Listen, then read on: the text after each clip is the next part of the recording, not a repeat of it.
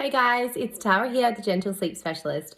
I wanted to jump on today and have a chat about understanding sleep consultants, understanding my role within the families, and what we strive for when it comes to little one's sleep and getting sleep sorted and that sort of thing. So that's what I'm here to chat to you about today. So welcome to the channel. I essentially have been a pediatric nurse for many years, then became a sleep consultant 8 years ago, around 7.5 years ago actually. Started the business. The business has been amazing. It has helped us transform tens of thousands of families' lives around the world. Essentially, we work one-on-one. We also work through video programs and online programs and all of that sort of jazz. So basically, I wanted to chat about what it means to get little ones sleep sorted, why I believe you should do it, and how it can change, things for you. Just cover some of the basic topics around crying and making those changes and that sort of thing. So my biggest goal essentially is that when we look at little ones sleep and why little ones sleep, for some they sleep really well, for others it's quite a struggle, and it can be soul destroying. It can be a really exhausting, very strenuous, very anxiety driving topic for many. And the main thing that I wanted to talk to you about is just that I don't believe we're simply parents to survive it, and I don't believe that it's not about thriving during this time of parenthood. I do believe we can have, great sleepers, great feeders, all of that sort of jazz. And some babies need a little bit of help with feeding. Some babies need a little bit of help, or little ones, with sleep. For some, it might be that they need physio for particular things, or they might need a hip raise. For some, they might need guidance around speech and things like that. And I don't believe sleep is any different.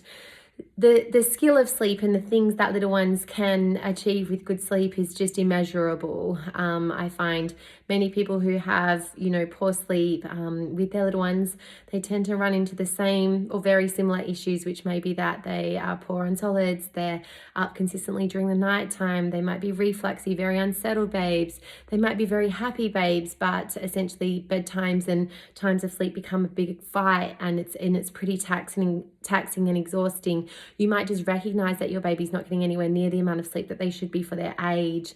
There's so many reasons. It might be that you've got a toddler that you'd really like to have some time with. It might be that you can start to see the cracks appearing, or the things that you're doing aren't sustainable.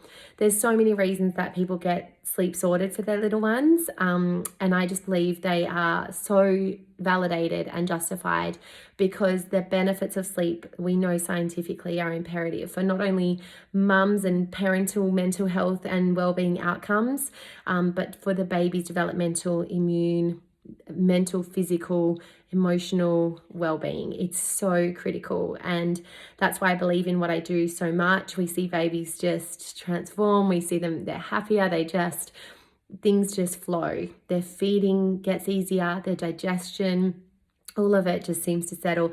Their solids intake, their milestones. It's really an amazing area to be in, and it's my privilege to work with families and to bring this skill that allows them to sustain and understand their sleep space, and that is what they then know moving forward. So to address that change process, I always tell people that little ones learn what they have been taught multiple times over. So for some, their prop might be reliant on dummy replacement a number of times, or it might be that they are feeding to sleep consistently. There's a number of things that it could be, right? It might be that they're used to being rocked, they're used to the car only or the pram. We have 12-month-olds that are still strapped into a pram at night time next to the parents' bed, so they can just rock the pram, because that's what the baby's become so accustomed to, or the child. We have 3-year-olds who are still needing dummy replacement, or up to 5 or 6 cow's milk bottles a night time. And it doesn't even have to be at an extreme. It might be just consistently inconsistent sleep. But at the end of the day, what the common thing is that that's just become their pattern. It's become their association with sleep. So it is very normal for us all to awaken throughout the night. We know that, we don't deny that, that's very normal. However, what we want to do then is allow ourselves the ability to drift into the next sleep cycle without, and allow our little ones to drift into the next sleep cycle without the need to call out, start crying, etc., to get us to come in and repeat the same steps time and time again to get back to sleep, to get into the next sleep cycle. You can imagine how taxing, but also how much more they awaken during these sleep cycles, where it's supposed to be more of a drift in between these sleep cycles. We do it, but we shouldn't know about it, essentially. They are very much the same. When they start to associate that they need to awaken to get the dummy, or something's missing, or they've woken up and they're not in your arms anymore, that sort of thing, that is when we tend to find that they essentially start to look for those things time and time again to get back to sleep. For little ones who only know their sleep space, they are able, and who know how to be awake and then go off to sleep, not only do we know scientifically that they get into a deeper sleep cycle, they're able to drift between these sleep cycles. And if they do awaken to a larger point, they're able to get back off to sleep again. So it keeps their sleep cycles smoother, essentially, rather than having these really sort of broken sleep cycles where they're awakening to use X, Y, and Z to get back to sleep time and time again. So it changes the quality of their sleep, the quantity of their sleep dramatically. But not just that, it means that your little one doesn't have to awake and, be hysterical a number of times a night, because a lot of the time they will wake up if something's gone and it wasn't like that when they fell asleep.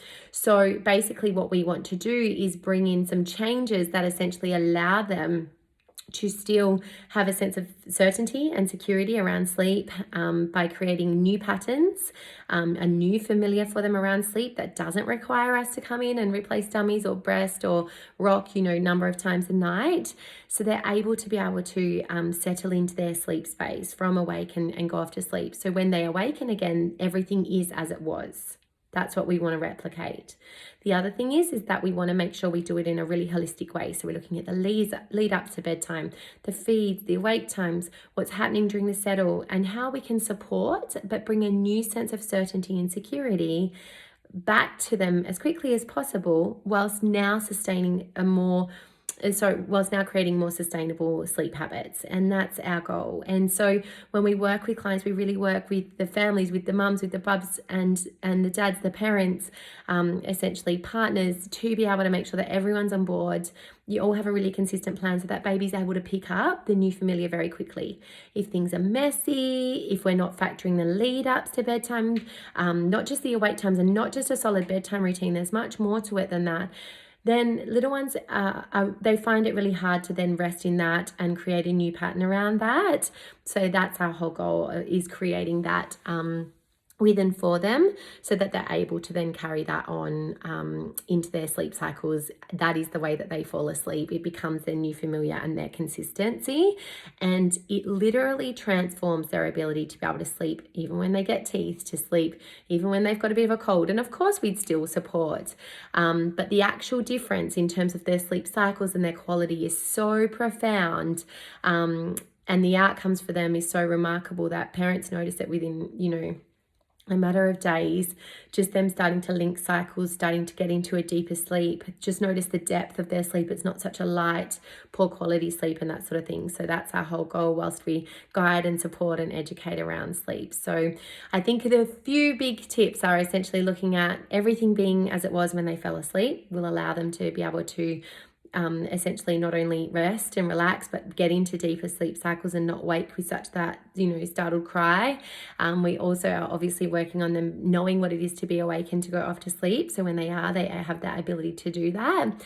And lastly, is really important to make sure that we look at the repetition and association, and they've just become accustomed, very familiar and very set on what they essentially have used and known for a very long time. And so it doesn't mean it has to stay that way. Change can be uncomfortable. That's why we stay in the same jobs, same relationships, like even if they're not good for us, because we don't like the idea of change. Our brain's like, this is not what we know. So really creating a new sense of certainty and security for little ones, whilst replacing their new familiar with something that's more sustainable, is what we're here to achieve. So yeah, welcome guys, and I will see you soon. Mwah.